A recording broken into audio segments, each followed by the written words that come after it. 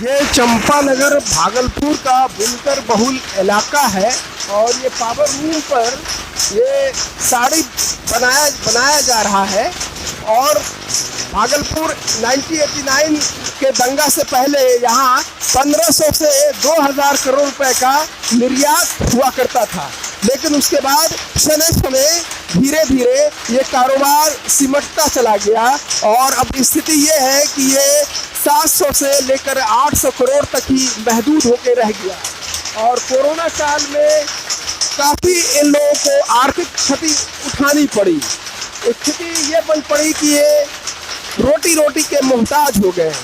जो बुनकर अपने जिस्म पर चंपानगर सिल्क से जुड़े हुए हैं, तसर उद्योग से जुड़े हुए हैं, रेशम का काम करते हैं। आपका काम क्या हुआ? इश्तियाक अंसारी। लॉकडाउन में किस तरह की दुश्वारी झेलनी पड़ी? बहुत तरह का दुश्वारी पड़ा।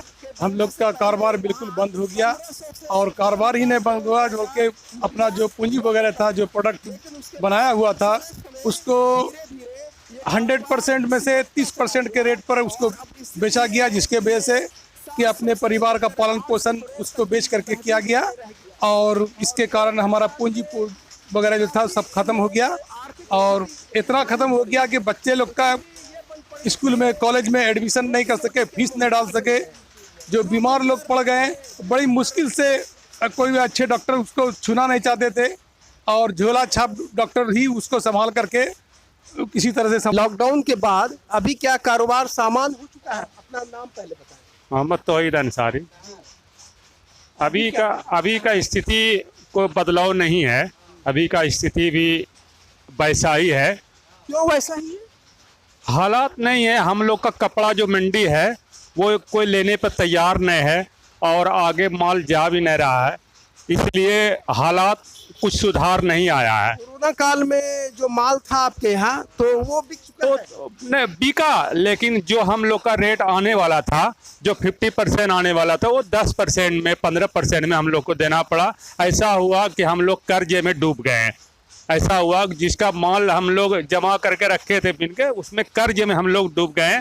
आज ऐसा स्थिति है कि हम लोग बच्चे को फीस जो ट्यूशन पढ़ाते हैं स्कूल में और देने का बुनकरों का क्या हाल रहा, कर्ज उनके जीवन में क्या असर पड़ा, इसको लेकर हमारे साथ कई एक बुनकर है, क्योंकि ये चंपानगर का इलाका है। आपका नाम क्या हुआ? मेरा नाम है असद। असद जी, तो आप बुनकरी से जुड़े हुए हैं? जी हाँ। क्या चीज चलाते हैं? हम चलाते नहीं, बल्कि हम प्लम्बर मिस्त्री हैं। अच्छा, तो क्या असर पड़ा? तो असर पड़ा ये है कि जबकि बुनकर का ही काम नहीं होगा तो हम लोग का कहाँ से काम होगा। तो वो जो पावर लूम में प्लम्बरिंग का क्या काम है? प्लम्बरिंग पावर लूम में आमदनी होगा तो पावर लूम वाला पैसा कमाएगा तो वो अपने मकान में काम करवाएगा हमसे। जब पैसे ही उसको नहीं हो रहा तो हमसे कहाँ से काम करवाएगा। यानी कि बुनकरों का धंधा बिल्कुल चौपट हो गया। बिल्कुल चौपट हो गया। सीधे आप भी प्रभावित? बहुत प्रभावित हो गए। बुनकर तो प्रभावित है ही। और यहाँ पर दुकानें भी हैं जो बुनकरों की जो आमदनी होती है, तो उस आमदनी का एक अंश इस दुकान में भी जाता है। और दुकानें तभी खुलती है जब बुनकरों की आमदनी होगी, लेकिन बुनकरों की आमदनी नहीं होगी तो ये अभी जो खाली सा नज़ारा देख रहे हैं कुछ लोग हैं, उसकी वजह यही है कि लोगों की जो रोजी रोजगार है उस पर कहीं ना कहीं कोरोना ने एक डंक मारा है। और स्थिति अभी तो सामान्य अनलॉक 7 की तरफ हम पहुंच गए हैं, लेकिन अभी सामान होता नहीं दिख रहा है। आप युवा हैं, आप होटल संचालक हैं जी, तो आपका क्या असर पड़ा कोरोना काल में? कोरोना काल में तो सभी को असर पड़ा है। तो आपके व्यवसाय में, आपकी दुकान पर क्या उसको बंद करने की नौबत आ गई थी? ये हमारी दुकान नहीं है इनकी। जी हाँ, बंद करने की नौबत आ गई है। क्यों बंद करने की नौबत? इसलिए कि कारोबार ने ठप हो गया, सब खत्म हो गया। 4-5 आदमी लोग खड़ते थे, वो भी खत्म। कितने लोग हैं? अभी सिर्फ 3 आदमी हम लोग हैं मिला जुला। पहले 7 लोग खड़ते थे। अभी स्थिति सामान्य हो गई है? नहीं, अभी तो बिल्कुल खत्म है, मतलब रोजगार एकदम खत्म हो गया, बिक्री हम लोग का ठप हो गया। अब तो हम लोग खुद परेशान हो रहे हैं। अब क्या हो?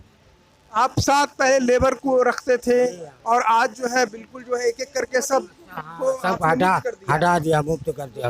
आप पर भी असर पड़ा? हाँ, हम दोनों बाप बेटा अपना करते हैं अपना।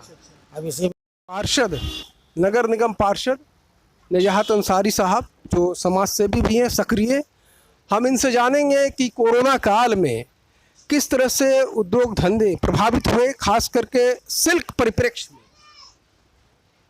बुनकरों का स्थिति कोरोना काल में कहिए कि ये पूरे दुनिया में जो है तबाही मचाया, लेकिन ख़ास करके ये बुनकर जो कपड़ा बुनाई का काम करते हैं, इनके पास तो कोई एक टाइम खाने का कोई खाना नहीं रहता है। तो इसके अलावा जब वो दिन भर काम करते थे तो एक टाइम का भोजन जुटा सकते थे, लेकिन जब काम बंद हो गया ये कोरोना टाइम में, कोरोना काल में, तो लोग जो है बहुत परेशानी उठाया, दर दर का ठोकर खाया।